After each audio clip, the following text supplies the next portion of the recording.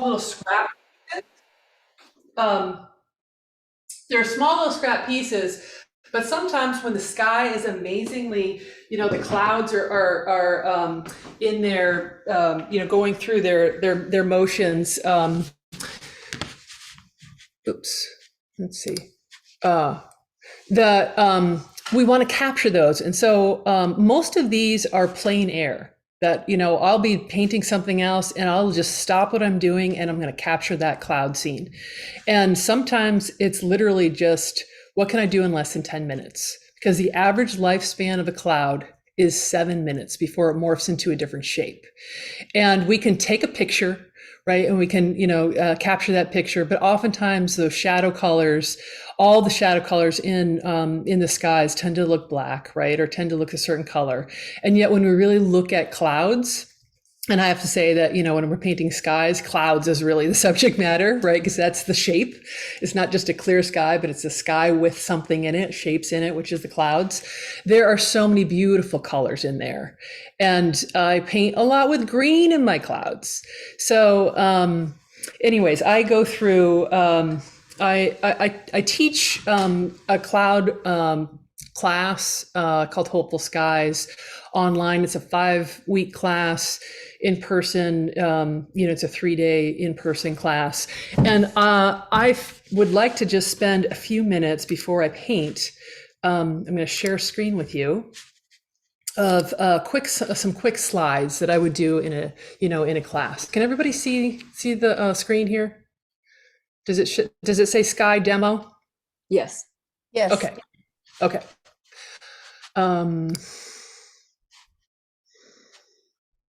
Slideshow. Okay.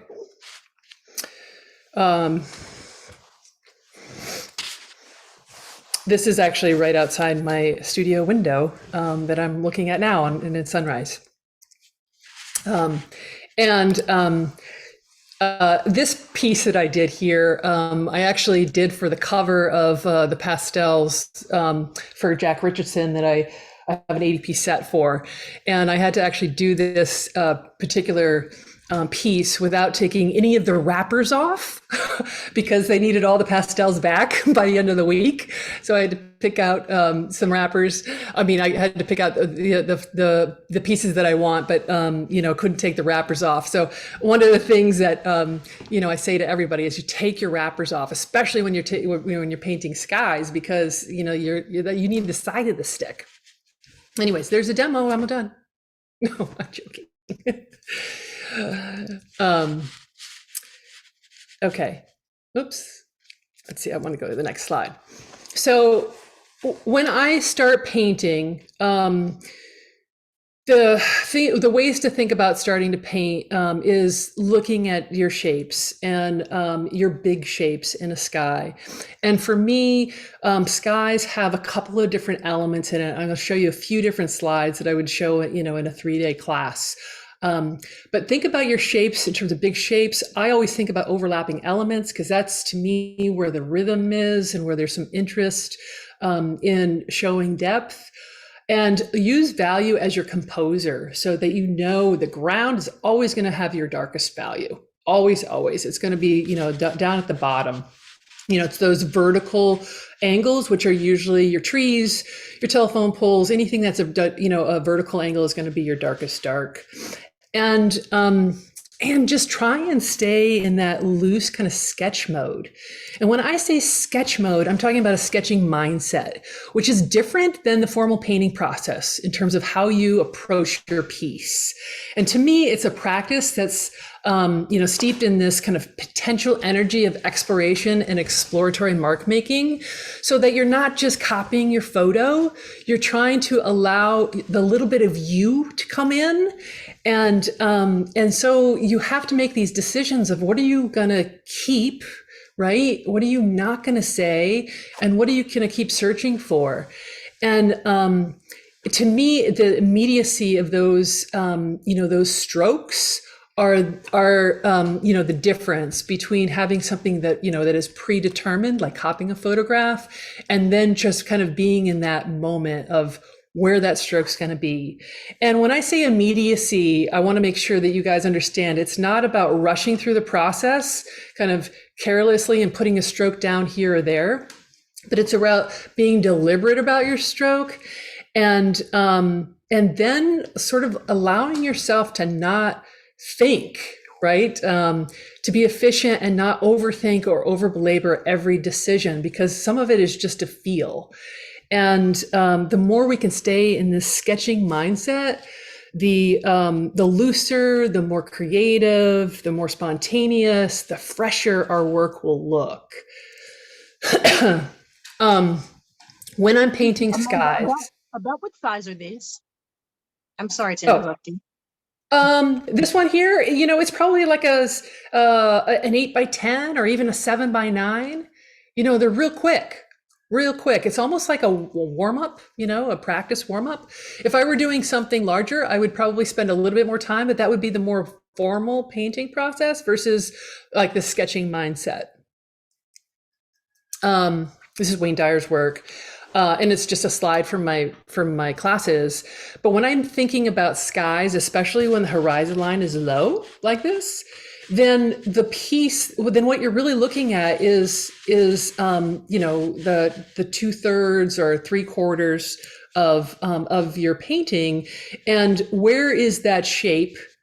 In this case, the cloud shape, and where is it dominant? So you're going to find that the sky is going to be your dominant shape, and to make sure that is the dominant shape. So skies immediately have dominance in their work if you have that low horizon line. The other thing I mentioned earlier about shapes is not only dominant shapes, but overlapping elements and overlapping shapes, so that you can see that one cloud is in front of another cloud, is in front of another cloud. And the more you have these overlapping elements, the more you already are building depth in your work. And, versus two clouds that are right beside each other. If you can have one overlapping, at least one is in front and the other one is behind. And of course, as you go farther back in the distance, it'll get lighter, cooler, and more muted. This is Liz Sullivan's work, Liz Hayward Sullivan's work. And so as you're looking at dominance, like here's dominance, you're looking at, overlapping elements, then begin to look at your subtleties within your shadows and the subtle color temperature changes, especially in clouds, so that you can have some warms and some cools, and to kind of constantly keep thinking, if I'm dealing with a purple, do I have a warm shade and a cool shade of that purple? I've got a very finicky mouse, so bear with me. And then edges, are clouds hard shaped? And where's those crisp shapes? Where's those found edges? Or where are the lost edges? And in clouds, you can have these really, beautiful, crispy, kind of scenes, or you could have something that has such lost edges, but that creates a mood. And a mood, I might note, that even doesn't need any kind of color to create the mood. This is a beautiful, black and white study that doesn't even need color to create such a mood. This is just an example of, how I work. So I was driving down the highway, saw these clouds kind of come over. This is on I-5 heading north. And I had to like literally just take that, instant photo with my phone and, and keep going. And yet what I loved was this kind of wispiness. This is the painting I painted from this photograph. And so when I'm not going to be married to my photograph, I can make things up like the bottom half. And these headlights sort of reminded me of, some lights maybe on a low horizon line, and I just kind of made up a water scene. So one way to kind of not be such a slave to our photographs so much. So in skies too, the other thing to think about is perspective in terms of aerial perspective. So as we want to go back into the distance, know that all of the, if your photograph doesn't show it, just know that as you go back in the distance, things will get lighter, cooler, and more muted or softer. And it will automatically make your piece have distance. So if you don't see it in your photograph, exaggerate it. Um, and looking at the value changes as well. So you're putting the dark values in the front, and certainly the darker value of the sky will be on the, the upper side. And as you go down to the horizon line, it'll get lighter and cooler. So not only a value change, but also a temperature change in the sky. So when we're dealing with skies, there's sort of two things. There's the sky itself, right? Which goes from a very almost like aqua blue on a midday, right, to more of this cobalt blue, and it goes from light to dark, warm to cool. And then we have our clouds on top of the sky. And if you are painting and you can't see that reference photo really well, or that color or hue variation, then sometimes you can literally turn your reference photo upside down. And immediately you'll see how much lighter the sky is on the bottom, which now is the top, right, than it is down below. And having that gradation of warm to cool, light to dark in your sky has to be dead on. We can kind of invent any kind of cloud formation in the sky that we want to, but that back sky has to be kind of believable, right? Believable. And of course, depending on the time of day, it may not be, an aqua blue to a cobalt blue. It could be a sunrise where it's all shades of orange, or a sunset, right? And so just know that there is sort of a formula, if you will, in trying to create realistic skies. And in terms of the aerial perspective, when it comes to clouds, the closer they are, the bigger the shape. And as they go back into the distance, they will get thinner and smaller. So again, if your photograph shows your shapes kind of all the same, it will look like it's in the same plane. And if you can exaggerate those farther away clouds to be thinner, as well as smaller, it will automatically create depth in your work. The other thing I want to talk about with skies, and this is like a whole week, but is, painting the glow, right?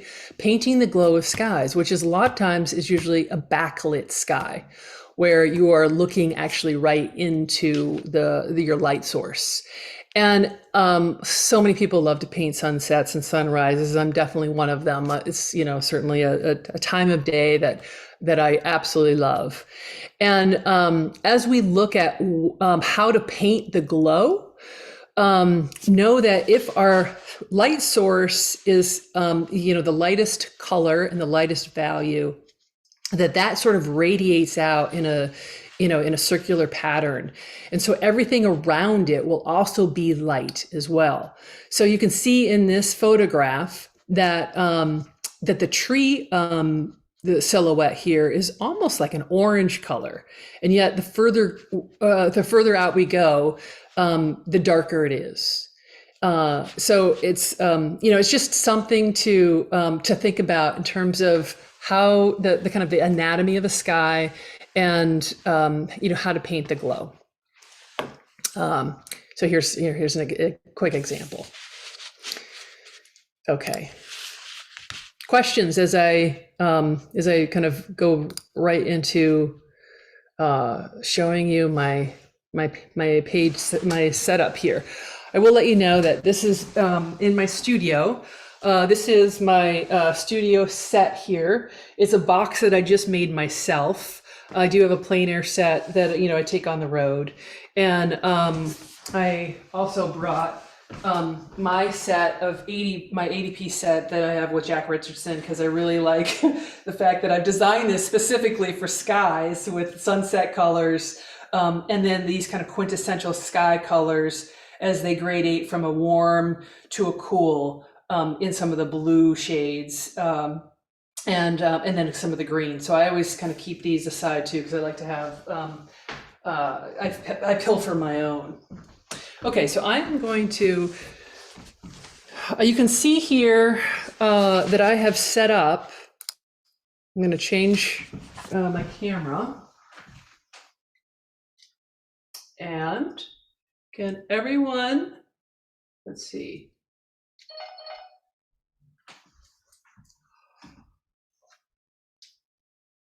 There we go.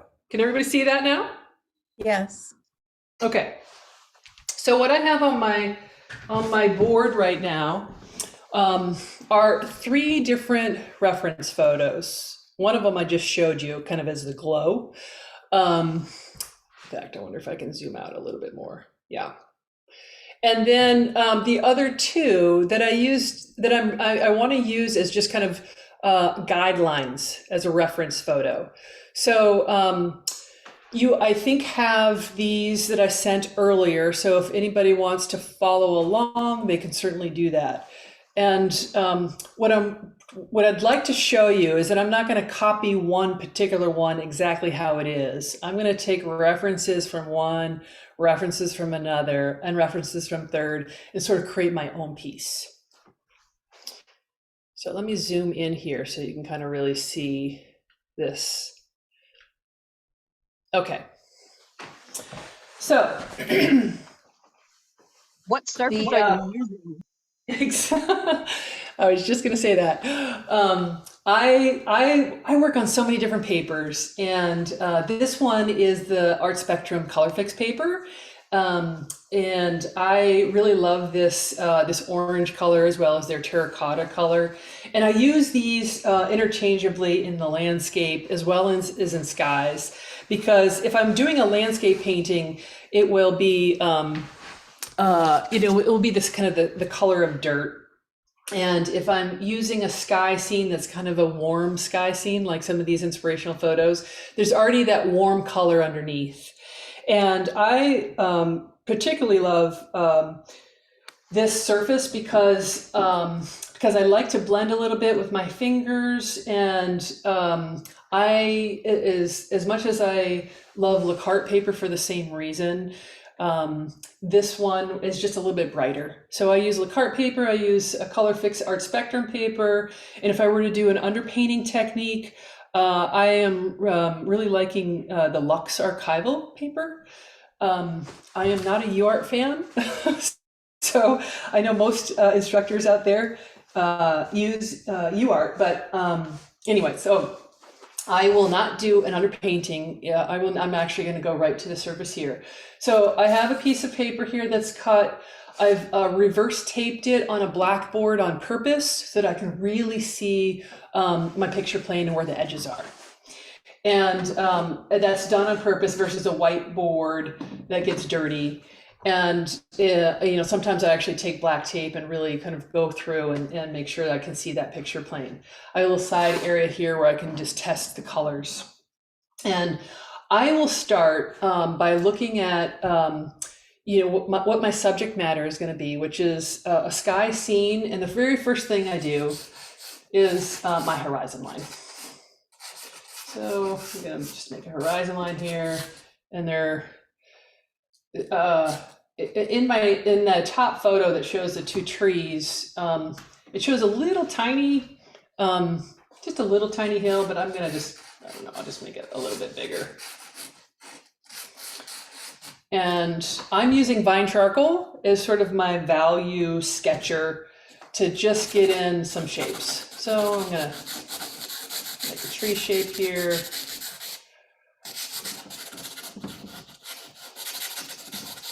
Make another tree shape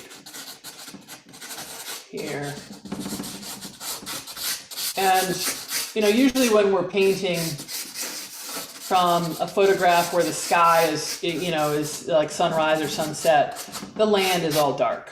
The photographs just show us black. And so I know that my tree, because it's the upright plane, will be my darkest dark, and yet these will be will be lighter but not as dark. But I'm just going to get them in. If I were to do a no tan on here, this would be one big shape, and then I would have the other big shape in my clouds. Now I can use a colored pencil, a hard pastel, or even my Vine charcoal. But because I have a combination of different cloud variations here, I think I might just use a pencil and mark in a couple of different shapes here. And so in this scenario here, I'm actually using the second photo to give me a guideline of what that big shape is. And kind of just doing an outline sketch, if you will, of what that cloud shape would look like. And again, these are clouds. We can sort of make them up. As long as it doesn't look like an elephant in the sky, we should be okay. And it sort of gives me an outline so that I have this big shape, and it has, you know, these kind of, what I would call a waypoint, an area where you're going to change direction, go a different way, that are kind of placed throughout the painting so that I have different areas here that are going to stop and then turn around. And while this is sort of ambiguous right now, oops, did we lose, did you lose the? Yes, it's a black screen right now. Yeah. There we go. Oh, inefficient available space. I don't like to hear that. There we go.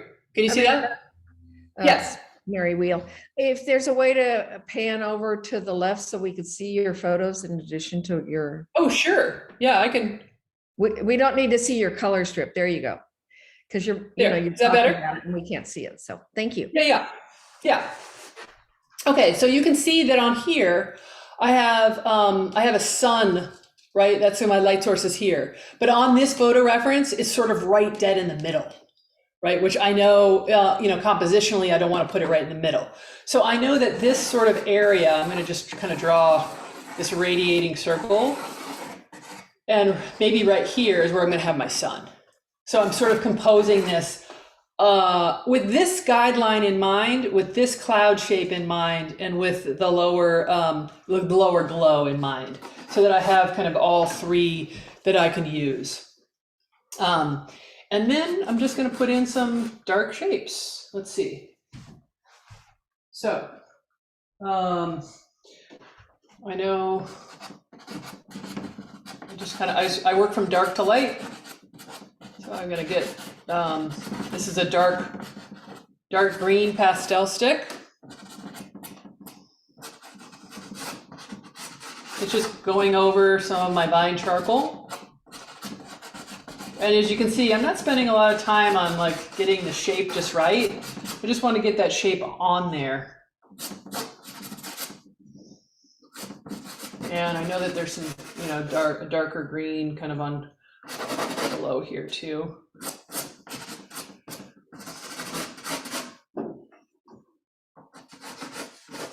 Just kind of doing some warms and some cools. Just getting that shape in there. But then I also know that I've got this glow here. And when you have glow, just like down below, let's see, this piece down here that I was showing earlier in the slideshow, everything around it is going to have that glow too. And so I'm going to keep that in mind, and I want to make sure that I have some of that glow right there on my tree and where that glow is going to hit. Now, if I was working on a red paper, then I would just leave that alone, and that would be the red. But I want to get some of that dark glow in there underneath, and so I'm using a dark color to start. And, you know, just allowing some of that warm color to come through.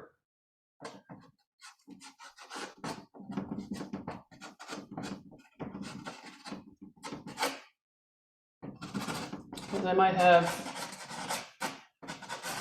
some kind of lighter cloud here. But in general, what I want to do is make sure that I have my, my dark set. So I'm going to pick out a color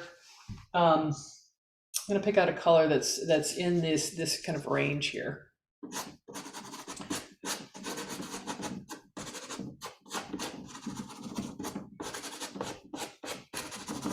This is a soft pastel. I'm not sure if it's a Terry Ludwig or Great American, or as you can see, I'm using the side of my stick.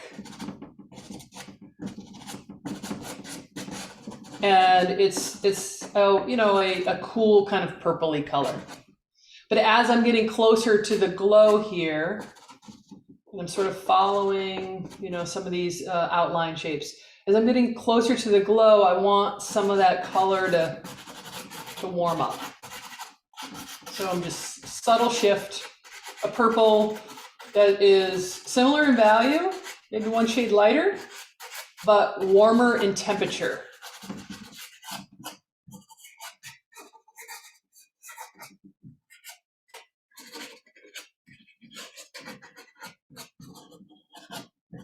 And as I'm coming down even further, I want to get warmer and warmer, right?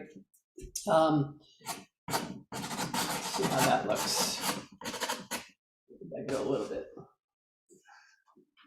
Let's see. Ooh, that's pink. That might work.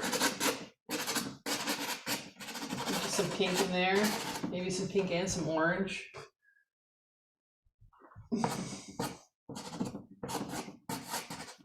Now, part of this is just playing around, right? Like the wonder and then the struggle of being a pastelist, right, is that we have to hunt and peck for the colors that we want, right? We don't just mix them on another palette. We sort of have to find them and mix them here on our paper. And so, you know, you can see that I'm sort of going over some of these to get a different color than just, you know, this bright, bright color.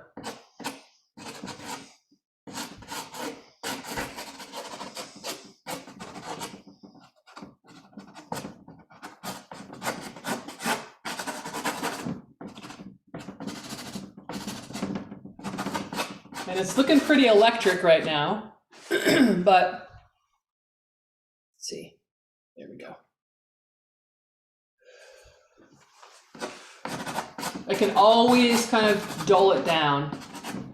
I'd rather go too dark up front and have to calm it down than not be dark enough. So the whole motto of like deeper, darker, richer, and sort of blending with a hard pastel here. This is a new pastel.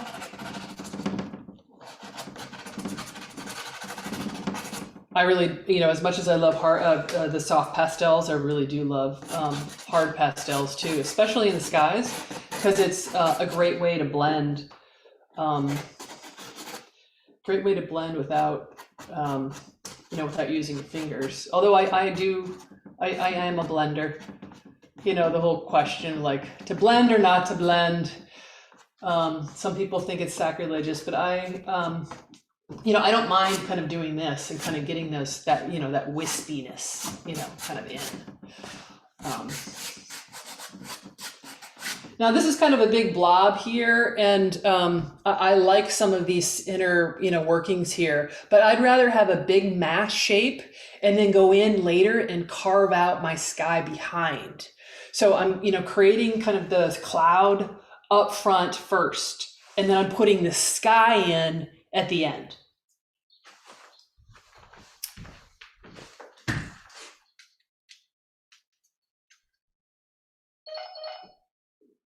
Boy, I have a new I just got a new camera, and so this is a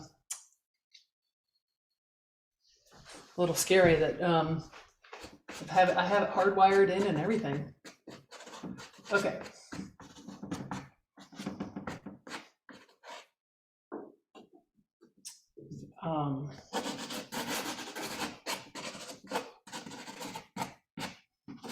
Let me get a little bit of this background hill in here.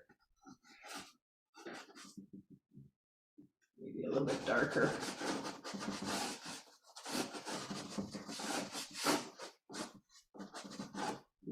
And actually, if I think about the hills, you know, they do have kind of a soft glow to them too.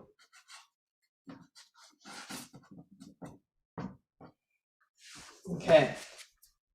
Before I can do much more, I think I really need to get my sky color in there. So I'm kind of looking at how light to go here, just kind of testing this out. But really, when I look at sky colors, I want to be able to have a sky color that goes, you can see my, it goes from, something really kind of light and warm near the horizon line. And as I come up into into my upper part of my painting, that needs to get warmer. Actually, sorry, it needs to get cooler and darker.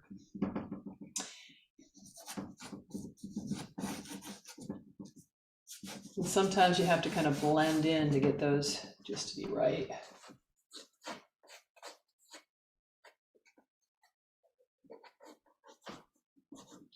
Now my photograph shows kind of all one value.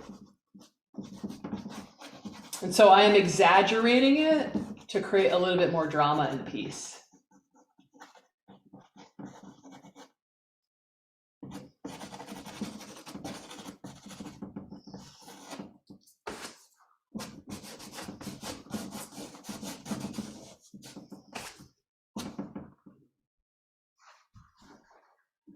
You guys are a quiet crowd.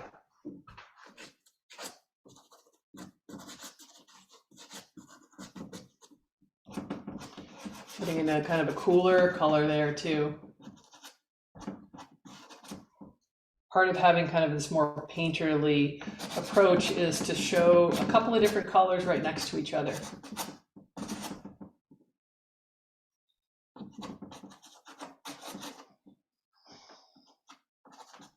And now I'm sort of carving out this sky shape, or sort of the cloud shape. And how do I want this cloud shape to look? And this is where you start becoming the composer, because you'll take, your reference photo and use it to some degree, but then you're the one in control here. Now, one of the things that I am thinking about also is, what does this sky shape want to say? Right now, my reference photo has this kind of zigzag feeling to it, which I like. If I can have a dark shape down below, right? Nice dark shape as sort of my anchor. And then I have this big shape that I want to be able to, let's see, got me a little bit of orange in here. I want to be able to lead the viewer in sort of a rhythmic pattern out from my, from my painting. And so I'm thinking I would really love to have, you come in here, then you come here, and you pause, in which case I need to have a shape that's going to allow me to do that. I'm using a new pastel stick here too.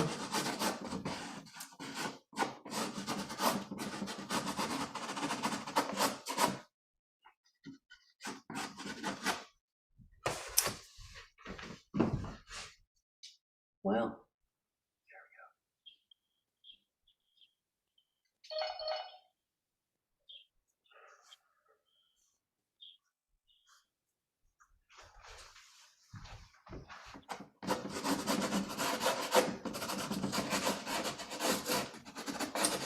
and as I'm going up into the horizon line, I'm really thinking about that sky color, right? That gradation from light and warm to cooler.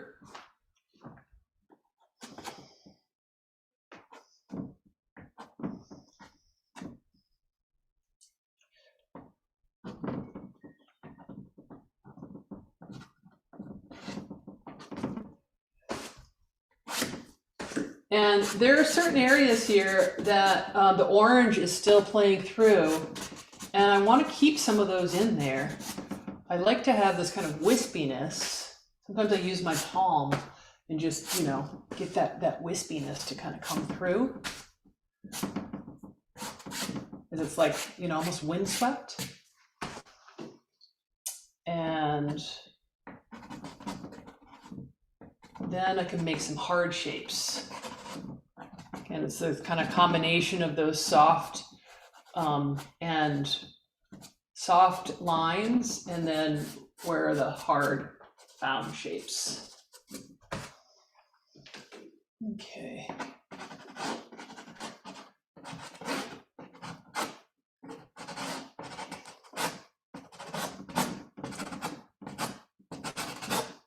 I haven't really put my light source in here yet.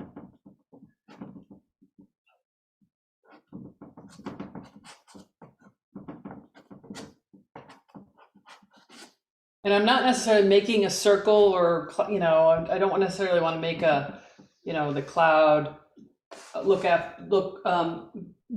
front of a, you know, a round sun. Just want to kind of suggest, I'm just bringing in some other colors here. This is where we can start to improvise and say, all right, where do we want to add things? I'm seeing a little bit of light kind of come through. I want this shape to come out a little bit more here.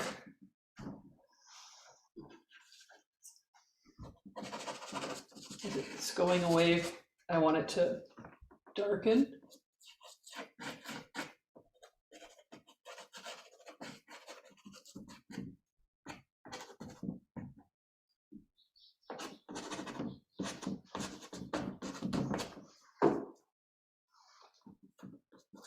And then again, it's, you get to, when you're painting clouds, you sort of get to be a sculptor, because you're just sculpting these shapes, you know, in the sky. And, you know, if you don't like them, well, you know, we can always just brush it off and try it again.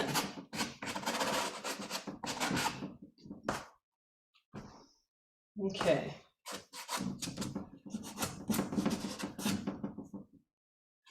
I kind of work around my whole piece and see kind of what it needs.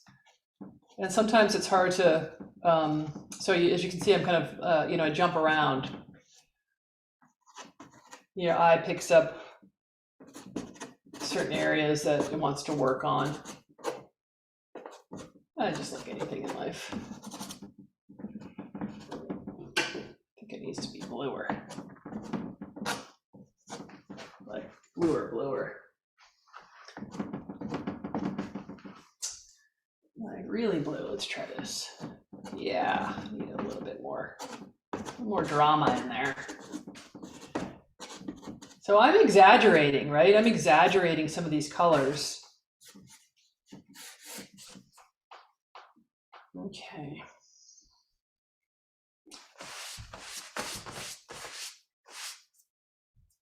And now I can begin to calm it down. I said I'd rather go darker, deeper, darker, richer up front, and then kind of calm it down. So it has a little bit of that pizzazz in there. Boy, this is a hard stick. I am sorry about this new camera. I was so excited about it. It was working great yesterday.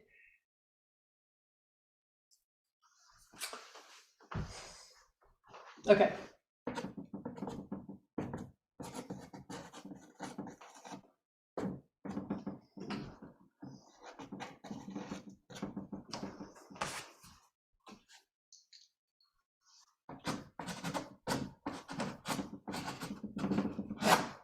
Now these new pastel or a Giraud stick, I love for skies to scumble over the glow, right? That kind of, that glow that might come through.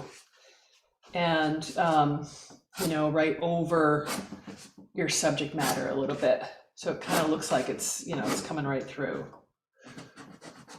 Looks like I'm gonna have the glow come through. I'm gonna have a little bit of light there too. And since this is a tree, there would be some shadow.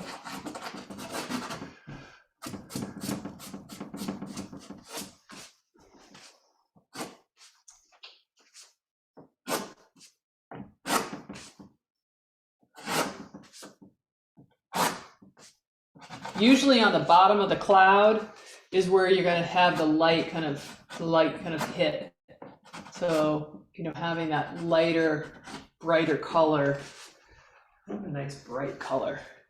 I love these Diane Townsend Tarot Gest sticks. They're so electric. They also have a lot of grit in them. So if you fill your tooth up, you can always buy these, and there's almost like another layer.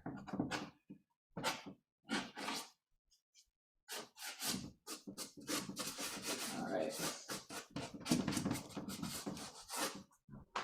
Now you can see, you know, I haven't spent a lot of time with the landscape here. So maybe I want to focus in on that a little bit. And double check that horizon line.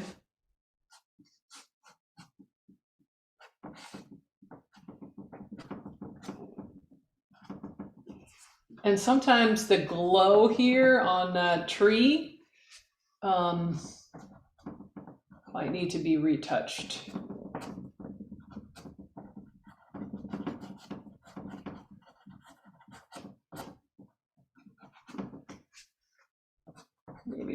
Maybe there's some other trees here too. We'll just sort of put them in. In fact, maybe we need a little something over here. Feels to counterbalance. Feels better too.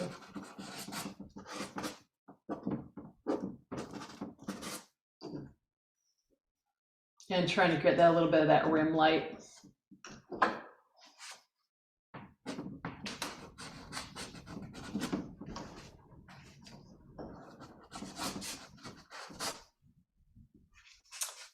Okay.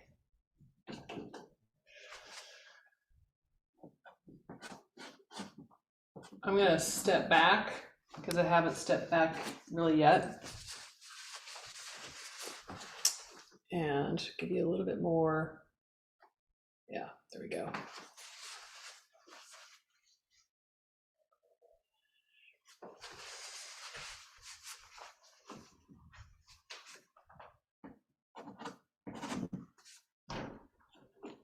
How am I going to carve out the rest of this cloud?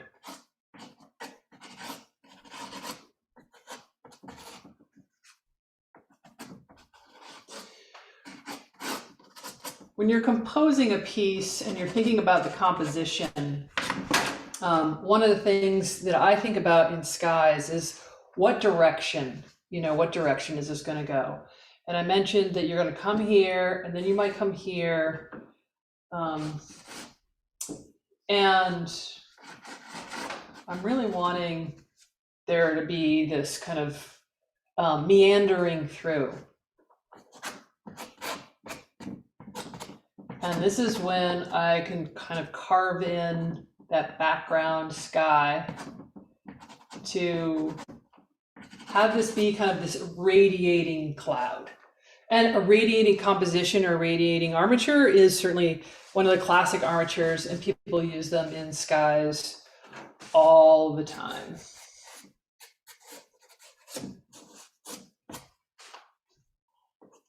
In fact, if that's the case in some of these directions of these clouds would be going this way. So I'm actually putting in a little bit darker shapes here.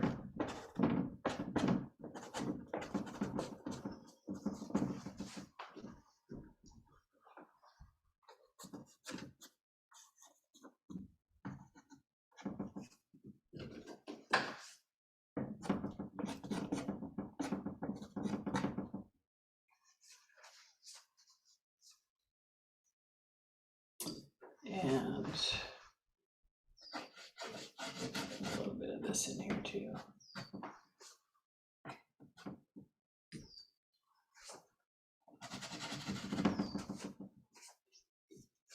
Yeah, I'm trying to get that sky color.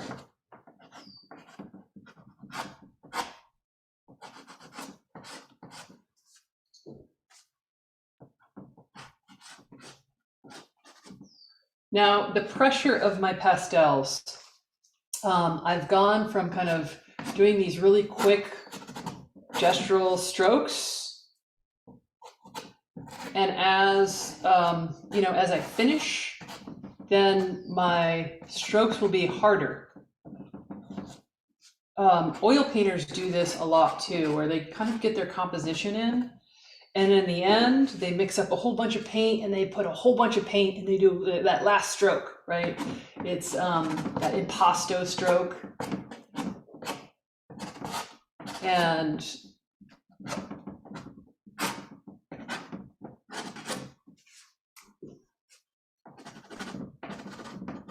it looks more confident. As you can see, I've been sort of slowly massaging my way around some of these, you know, how to resolve this area. And using hard and soft sticks. I think that needs to lighten up just a little bit. And then in the end, to kind of come in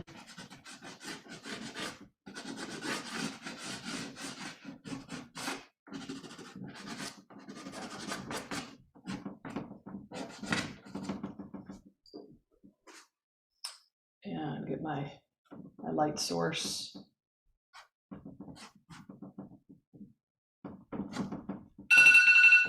Cool. I think that was a 30-minute mark.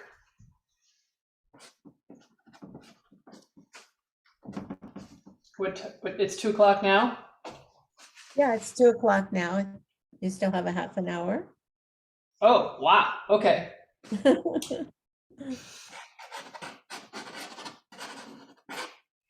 I don't know if I have a half an hour more painting to do on this, but We started a little bit earlier because we didn't take as much time in the beginning.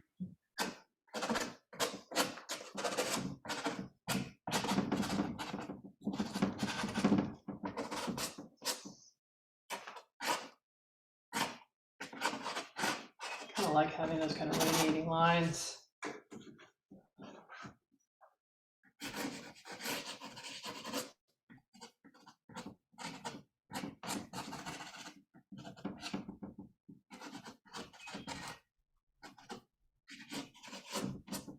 I think we lost you again. Ah, damn. There, we're back. Yep.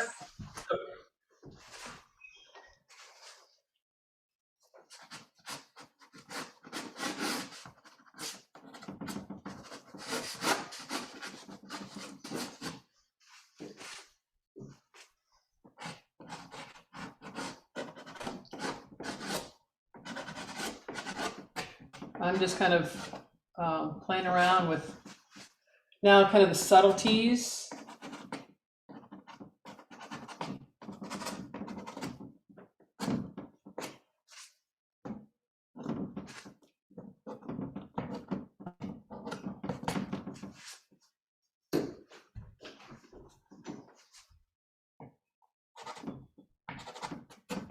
Questions?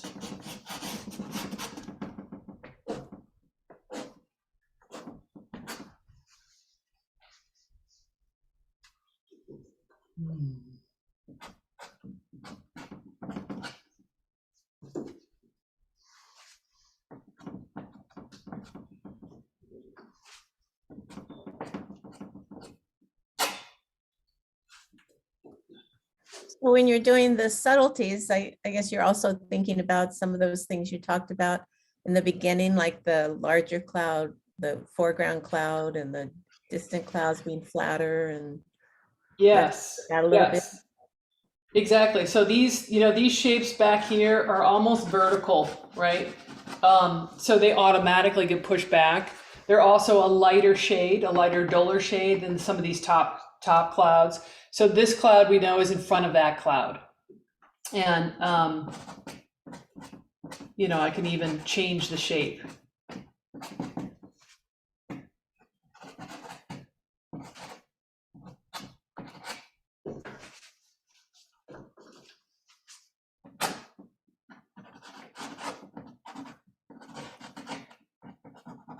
One of the things I love about clouds is catching that last little bit of light right underneath the cloud. That's just from studying clouds for so long. There's little things like right here. These right here are a little bit too similar in shape for me. And so I would want to, change that out a little bit. Maybe I could just soften it.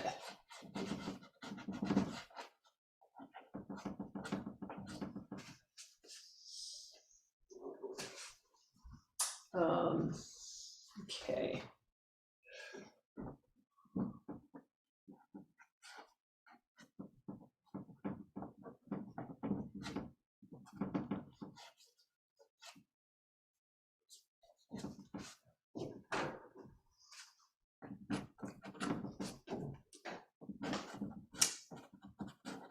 Sky holes are good too. I'm just kind of re-establishing the darks here.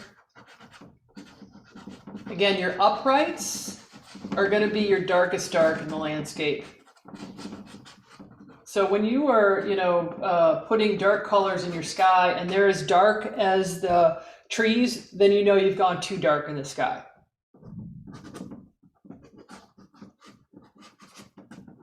And again, I'm just sort of suggesting.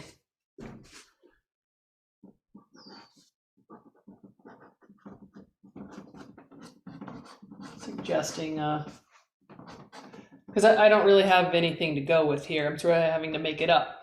And this area here doesn't give me any information. The only information I have really is, a big tree and another tree, and having this kind of, radiating line.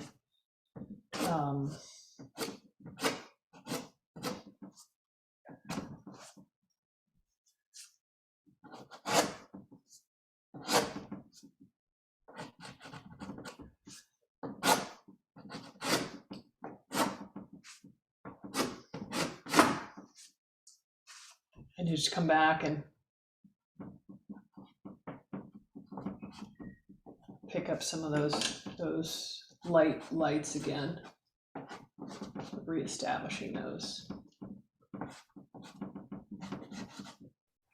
It's really fun watching your bold color choices. Like when you started out with the purple in the clouds, I thought, oh, that's dark. But then when you read it all together, it just totally fits. Yeah, it is dark. But actually, when I really,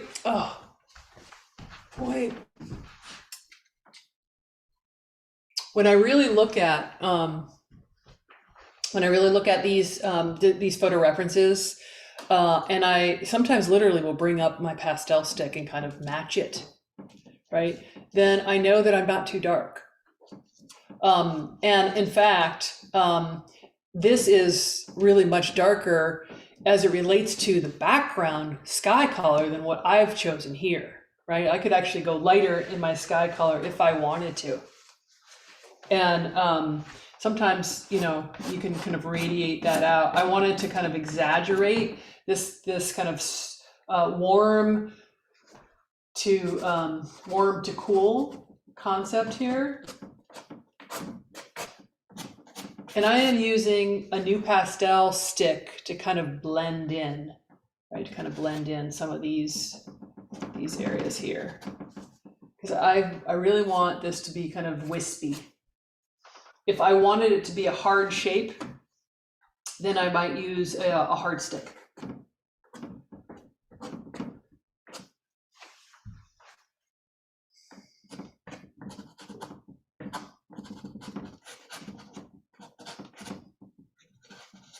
Usually, actually, when I do a demo in class for about an hour and a half, I might try 2 or 3 versions right? So people can kind of see that sometimes it's just a variation of a theme.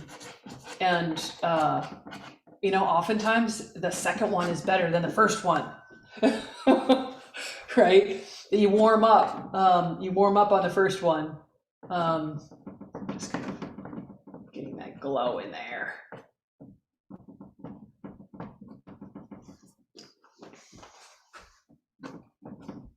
And if you're doing these again, this is to me is like the sketching mindset, where it's a piece that's going to be done in less than 40 minutes.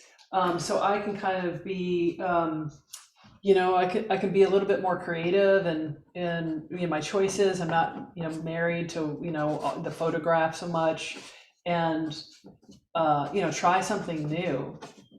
And sometimes it's those accidental surprises that you probably wouldn't have done if you were just really meticulous and kind of looking at your photographs so intently, that that brings that kind of freshness and the spontaneity. If you were doing this plein air, about how long would you be spending on this? And is this once again about a 7x9 or 8x10? So all those pieces that you saw that are actually behind me here, I can go back. All of these pieces here, these are like 10-minute studies. Wow. These are all really fast. Because I'm not going to be able, this piece here actually, was just a 10-minute study, really, really quick. Plein air, if you're really looking at the sky, especially those, those bright skies, with these like vibrant colors, it happens in 7 minutes. We have 7 minutes to capture it, right? So that's why they're small, because it's like, okay, I always have a couple extra little pieces, because if those cloud formations come through, I want to capture them. And then I have all these reference photos that I can use for a serious bigger piece later. Yeah, that was my next question. Right, if you're going to use those for studies and then okay. Thank you. Because the photograph will show me just kind of a dark cloud. And yet when I'm painting out in real life, I can see the green in the cloud. I can see the purples. I can see those variations. It's not just a shade of gray. And oftentimes when we're painting, in the midday, like today, bushy clouds, it will, those will look like there's just shades of gray, right? Shades of gray, but really there's purple, there's blue.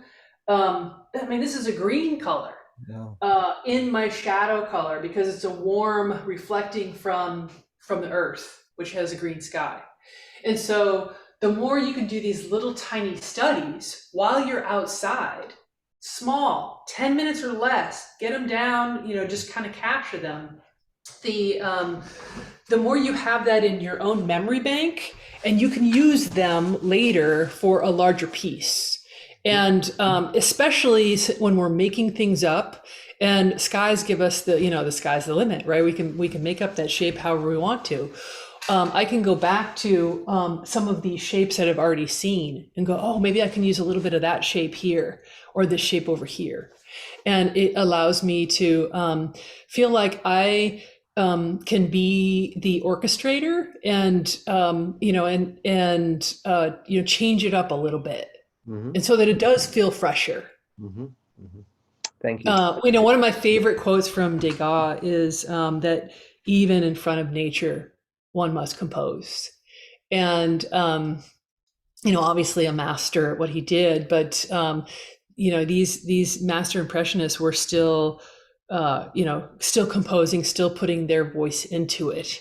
And that's the hard time. That's where it's hard, is like, where do I take my reference photo or the real live cloud out there, and if I love that shape, try and capture that shape exactly, and where do I allow the painting to tell me what to do? right? And it's always a fine line of where do you find direction and then give direction. And it's a dance, right? It's a push pull of knowing kind of intuitively, where you want the painting to go in terms of its, its a composition, how you want the person to view the piece and move into your piece, and then where do you want to just be kind of let your right brain take over and just into the painting process. Mhm. Thanks so much. Yeah. Questions for other people?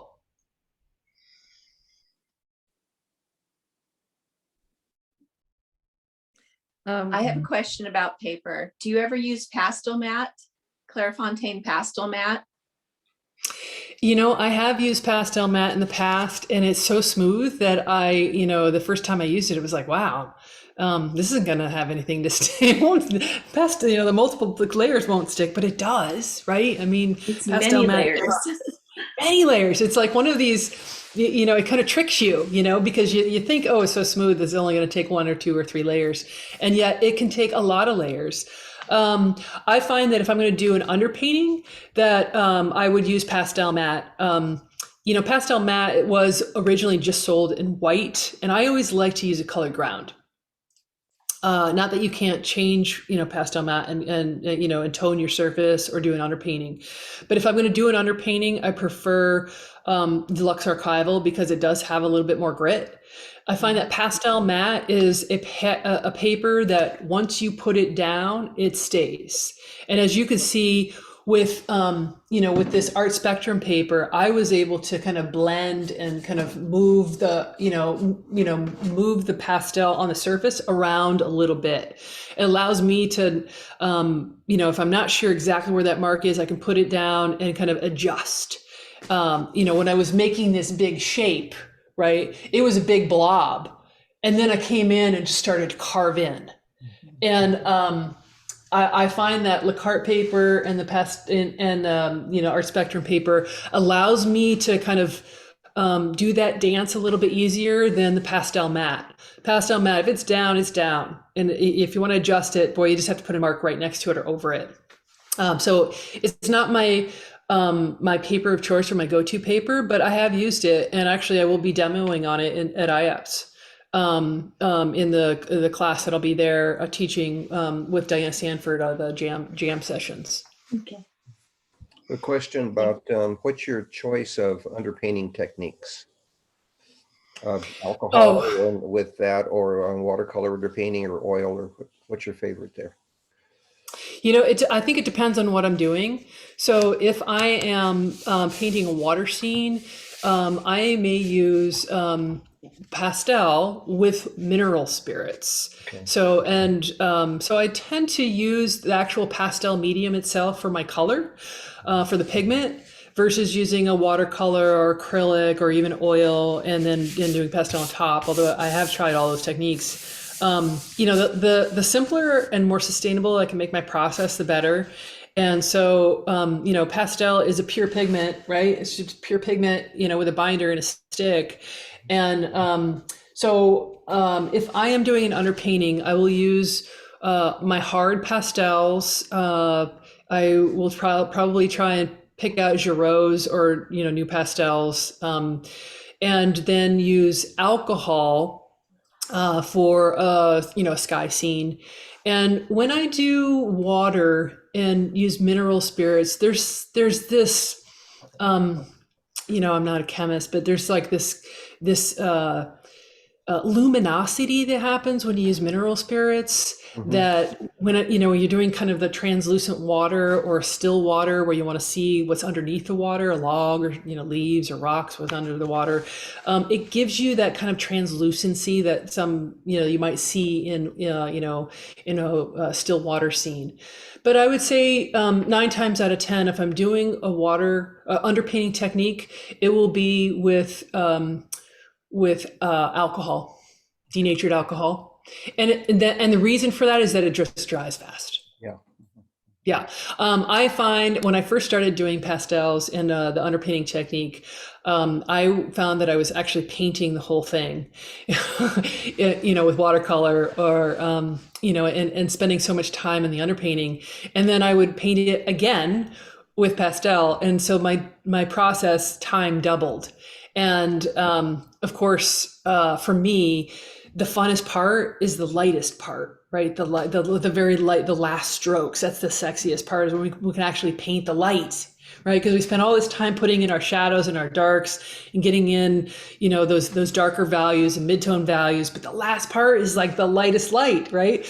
And so I found that I was painting.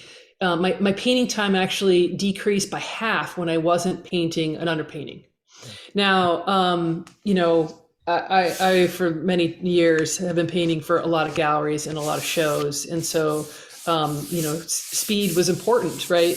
But I do think that underpainting techniques have its purpose and allow people so many opportunities for different colors underneath. And whether I paint local color underneath and then just use that local color, for instance, if I'm painting, green, land, would I paint it, green and then just put highlights on top? Or would I paint the sky the blue so that all I have to do is really just add the clouds to it? That is an option. But I also like using a complementary, contrasting color theory, where if I'm going to paint a green landscape, I would paint the underneath part orange or red, the opposite color, so that what comes through is that vibrance. And then combine my underpainting techniques with local color and complementary color, depending on where it is in the scene. Yeah. Thank you. But when I'm painting plein air, I don't use underpainting technique at all, because plein air is, you're dealing with the elements and you're dealing with the sky and the light changing so quickly that I want to just capture what I have as quickly as possible. And it's better for me to actually spend, a 2-hour plein air painting session, capturing a couple of different scenes and spending maybe 30 minutes on each one, or 40 minutes on each one, than to try and go out there and start and finish one piece. So I talk about this in my classes, is, the idea of articulating versus detailing. And the more we can just articulate versus detail, that fresher our work will look. And when we're out plein air painting, to me, it's our job is to capture what the true light, right? And the true color out there that our cameras aren't going to do for us.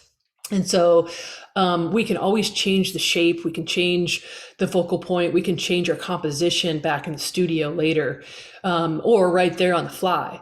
But to capture the light is really kind of the job. And so I'd rather do multiple little studies, right, than one big piece outside. And then I have this kind of souvenir, right, of my time outside that can be inspiration or reference photos or reference material for, for many bigger paintings later.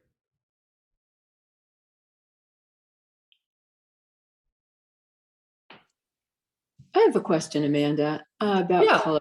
Yeah, when you're carving. So I'm newer at working this out. So when I did a sunset, and when you're carving out of the yellow and you're bringing back the blue, I saw it become green. And I'm wondering if the blending for me was a problem because of lightness. Maybe I was timid, or, I don't know if you've ever seen that happen, or how you would suggest addressing that kind of thing. Well, interesting enough, when you're starting to look at the sky colors, the bottom of the sky colors is, it is yellow plus blue, which equals like a light aqua color. It is green, right? Like if I take this color, it's like close to a greenish color than it is to a blue color. So yes, you will find that those colors in the sky, I mean, even these sketches down here, this piece right here, it's much cooler here, but as you go down and I'm adding yellow to a blue, it's gonna look greener. And that is how it looks in nature too. especially as you relate to the warms and the cools within a cloud structure or within the sky itself, it will look green. But it is our sort of illusion that there's no green in the sky, and yet we just have to take the thinking part out. Because if it reads, it doesn't matter if it's green, it reads. Yeah. Great question, actually.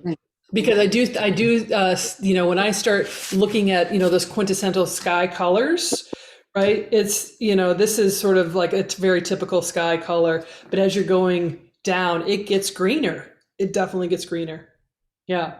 Versus just, a blue in the Pacific Northwest, we have all of these kind of overcast days, right? And so we have days that, will look like, this is the darkest color, and this is next, as we go down,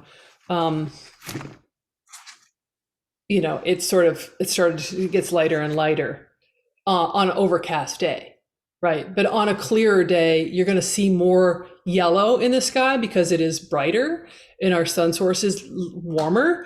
That color then will be warmer. See the difference here? I've got kind of a greener color and a cooler color. And those two colors, actually having these two colors combined so that they're the same value, but one is cooler and one is warmer, combining them into your sky also gives that kind of impressionistic look, and it gives a little bit of warm and a little bit of cool, in the actual sky color. I think the important thing is making sure that from top to bottom, it reads dark to light and it reads cool to warm. And in that gradation that's believable. We can exaggerate it almost sometimes too much so that it looks too dark or too light. And if we're going to zoom in on a cloud, we're only going to see a portion of that. And so we're only going to have so many values to work within, and to just know that. Right. Some of the close-up cloud studies I have, there really isn't a lot of difference between the bottom of the piece, right, and the top of the piece, right? It's not real light to real dark. But what I'm studying here is the colors inside, and what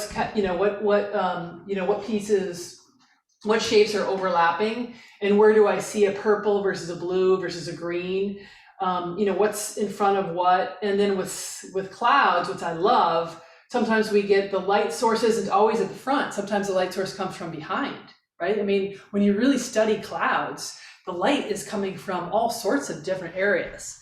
And it's like, it's one of those subject matters that just constantly keeps me in awe, right? Keeps me in awe because there's just so many variations of the theme. And, it's just, I'm looking outside right now. I've got this big, set of windows, and the clouds in front of me are overlapping elements that I am, constantly, in awe about painting skies. Yeah. And I actually thank you guys for staying inside on one of our warm, sunny days here in the Pacific Northwest, because we've had more rain than any of us want. I think we all feel like we're having, moss grow between our toes at this point. There's been so much rain this spring. Send it down to California, please. Oh, gladly. We want some sun. It's too hot here. Enjoy your cool weather up there.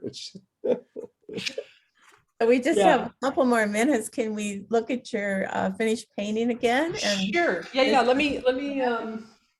I wanted to just spend a few more minutes there, addressing that question. So let me.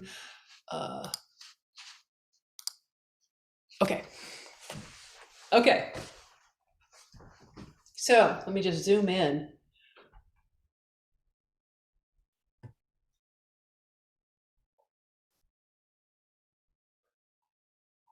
Now, oftentimes, in a piece, I find it's really helpful to step away and then come back, because you'll see things that you want to add, right? Like I, may still want to like make this sky have a few more little sky holes in it.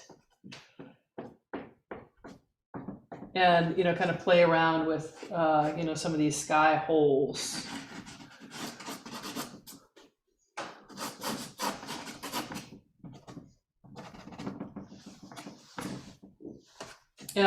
Yeah, it's always good to like, take a bathroom break, take a coffee break, kind of sit back and, I want to, I could actually spend some time breaking this shape up a little bit. Getting some more sky holes in there.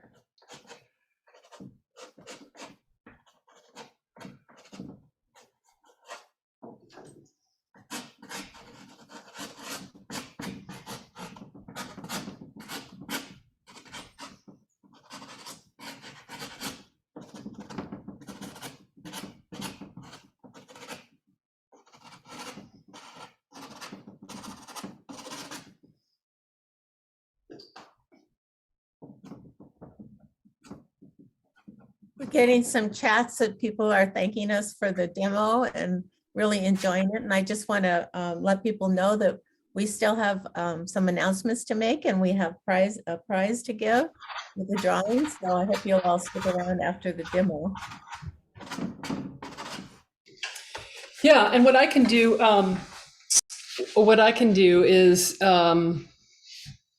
sometimes you add those last touches, tomorrow, right? In a day, and go ahead and send the final piece and post that for you, so that you have that for your recording, for your for your full membership for this meeting. That'd be great, Amanda. And we will have this available on our PAO YouTube channel with the recording, and lots of chat here thanking you for the demo and appreciating all the work that you did. And thank you so much, Amanda. This has been wonderful. We really appreciated it. Thank you very much. It's been great. Well, if you guys have questions, feel free to email me. My email is really easy to remember, amandahouston@me.com. And thank you for inviting me. I know that we have a few signups for the workshop coming up in September, and it will be sort of doing these kind of things where we're taking small studies from the fields, bringing them inside, and then trying some creative exercises to allow your voice to come in and change up the composition that you might have seen into something new. And so excited to show those students the fun that happens in the studio after the plein air pieces. Yeah, and if you'd like to sign up for that workshop, we still have a few spaces available, and you can do that either on our website or on Amanda's website. You'll find us. You'll find the registration. So that would be great. Okay, thank you, Amanda. Yeah, thank you. And maybe I'll see a few of you in IAPS next month. Yeah. Is there a contingent going from this group? I think we have 4 or 5 people that will be there. Awesome. We'll see you Well, there. they call it the best pastel party on the planet. It is. Okay. Thanks, Amanda. It was terrific. Thank you. I'm going to go ahead and stop the recording now.